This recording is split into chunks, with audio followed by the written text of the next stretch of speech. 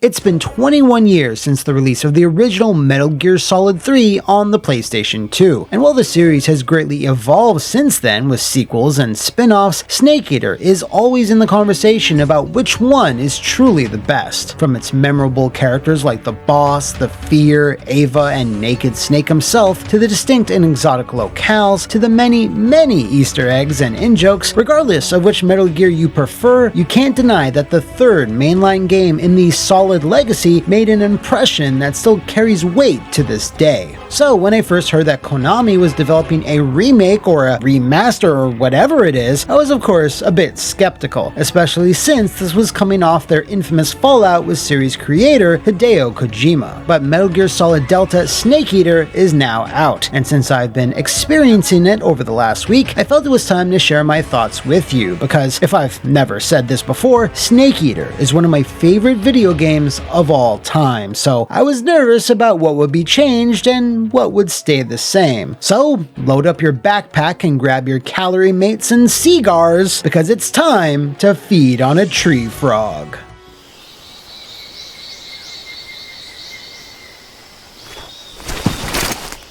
Commencing virtuous mission now. Allow me first to dispel any confusion about what Metal Gear Solid Delta actually is. Essentially, it's a souped-up remaster that utilizes the same code and animations employed by the original from 2004, but wrapping it all up in current-gen lighting effects, textures, and polygons, as well as making a ton of quality-of-life improvements. So it's much more akin to last year's Dead Rising Deluxe remaster or Shadow of the Colossus on the PS4, rather than the Dead Space or recent Resident Evil remakes. You are getting the same story, voice acting, dialogue, and music as well, with a few tiny additions, but it's essentially the same game in terms of the narrative and level content, like how boss fights play out, the locations of items, secrets, etc. The only thing that's 100% new is how it looks, as every character and location has been revamped with a modern Unreal makeover, and while 90% of the game is now absolutely breathtaking, there are a few caveats to the transition that I'll talk about a bit later on. Outside of the main gameplay though, Konami made a surprising amount of changes in terms of improvements and streamlining the controls, and that gets explained to you as soon as you opt to start a new game. Right after saying which Metal Gear you prefer, which nets you exclusive equipment, you're presented with a choice of modern or classic controls, with the former being game-changing as it also alters the camera perspective, while the classic legacy option retains the same overhead viewpoint from the original version of MGS3. Modern controls, which is how I play the majority of the game, are about as smooth and intuitive as they could be for being a new setup that was bolted on to a decades-old game. Holding the right trigger places the camera right behind Snake like any modern third-person shooter. Holding the left and right bumpers bring up items and weapons, and the D-pad now gives you quick access to pretty much everything, like all your radio frequencies, the cure menu, and swapping out your camouflage, letting you make quick decisions on the fly without having to pause the action. After that, you can then customize how the game displays tips and other accessibility features, and some of these are so granular I couldn't help but be impressed. You can select important tips, no tips at all, or all of them if you've never played a Metal Gear game before, giving you a lot of control on how much hand-holding you think you need. Another new little addition is the compass, which usually appears in the bottom left corner. This actually indicates the direction of your mission objective at all times via yellow dots, but it doesn't show you exactly where you need to go, so it only gives you a rough idea. Thankfully, this is completely toggleable as well, but since it had been a good 10 years since I've last played Snake Eater, I used this in a few spots, like of course the world-famous crab-riddled cave system.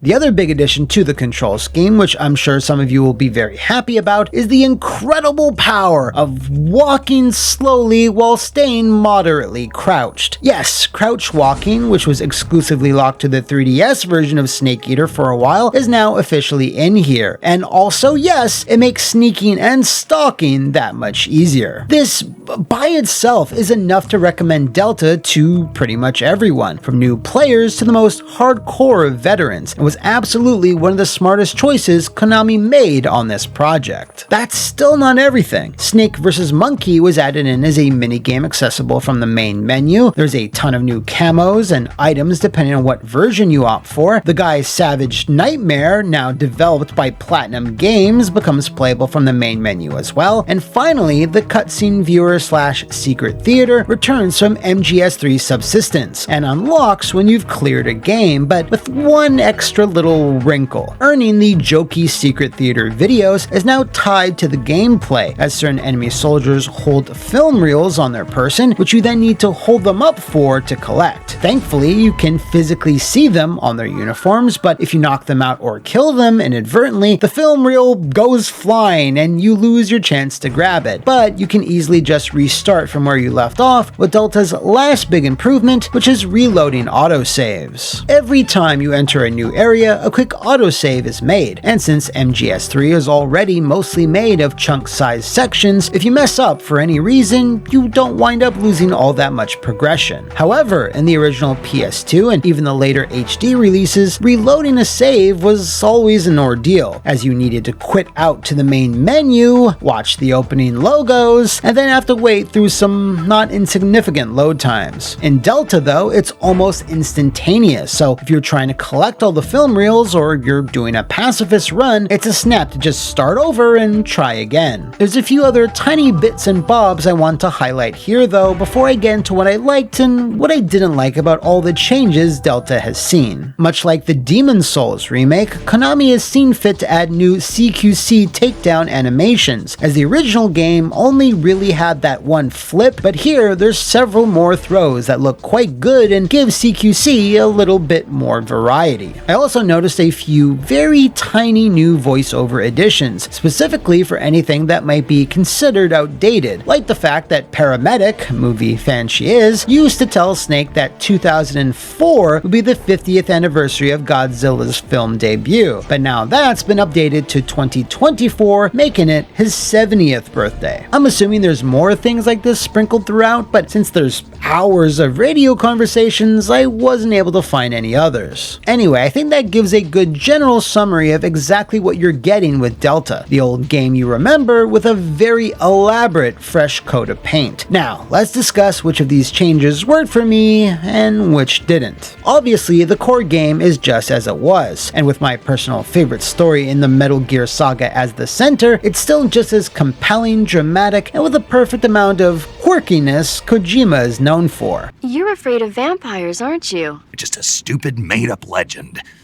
even if they do seem real sometimes. But what I really want to focus on for this review is the new stuff Konami has implemented. So, starting off with the positives, well, I really enjoyed playing with the modern controls. I mean, since the game is mostly identical in terms of content and story, it was really cool to play it through a slightly new streamlined lens. Thankfully, they thought better than making this the only control method, as I imagine many purists would not have appreciated being railroaded into one way of playing, especially since you can swap controls/camera angles on the fly. My one tiny criticism with this, however, is that there didn't seem to be a way of turning on the camera system that was featured in Subsistence, as that let you freely control the camera with the sticks, and placing it behind, but not too behind, Snake's behind. Now, it might have been buried in the options somewhere. There is a lot to toggle, so I may have missed it, but I'm pretty sure it ain't there. Perhaps they felt such an inclusion was a bit superfluous, but as it stands right now, it's either slick modern controls in camera or the old school, slightly inconvenient overhead perspective, and no in between. I said before how good crouch walking is, and I'll say it again, it's pretty goddamn good, but it's the fast saving and loading that for me does wonders for the game's flow. Snake Eater was pushing the PS2 to its limits back in 2004, so it's nice to see those limiters are now taken off. Somewhat related to that is the extra control you now have over cutscenes. In the original game, you could fast forward long radio transmissions, but if you decided to stop and listen to the end of a given bit of dialogue, all the voice speech would be just cancelled out. In Delta, that's been corrected. So if you skip a bunch of dialogue but then want to resume halfway through, all the speech is still audible. Nice little change that I personally love, cause it always bugged me how it worked back in the day. Finally, we have the visuals, which, as I hinted before, I mostly adored. Environments are essentially perfect, feeling much like how you remember them, but having so much more detail and nuance. Every blade of grass, animal, and beam of light is lovingly rendered here in Delta, and so many iconic sections such as the mangrove swamp or the cliffside battle against Ocelot are so stunning you feel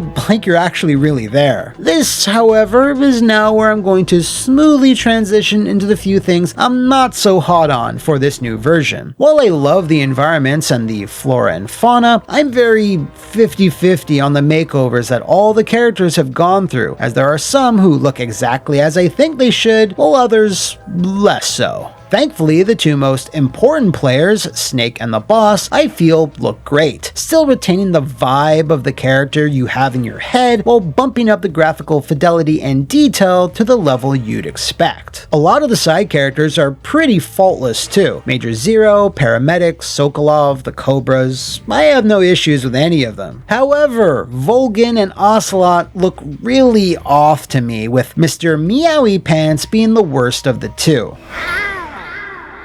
The thing with the original Snake Eater is that its character models were stylized somewhat to be more in line with Yoji Shinkawa's concept art, with slightly more painterly face textures from much of the cast, as well as a lot of added bloom. But for Volgin and Ocelot, that seems to have been lost in the transition to Unreal Engine, as they just don't look like the characters I remember. Maybe it's the added detail or colors in the hair, or maybe their proportions are slightly off, but I gotta be honest, I prefer their face models in the original game. Now, this next thing is quite minor, but I've gotta call it out. The re-recording of Snake Eater with Cynthia Harrell returning is straight up not as good as the original song. I know it's been 20 years and her voice isn't going to sound exactly the same, but it's more than that. The new composition just sounds odd. It's like when you go to see your favorite band live and they play that one song you know backwards and forwards, and it's just way different.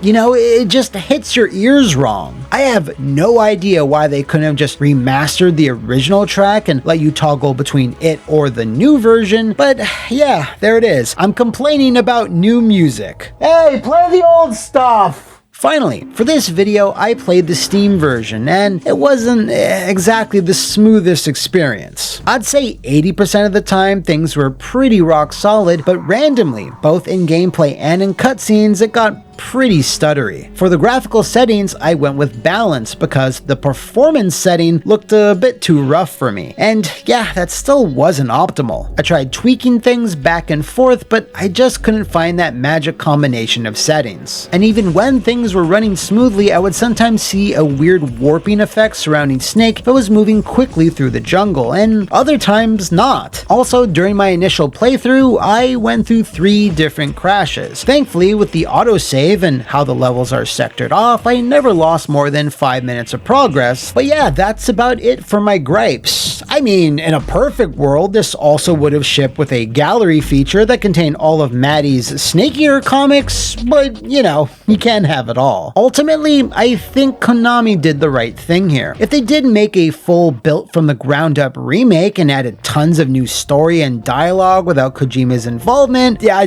I think that would have been a really bad look.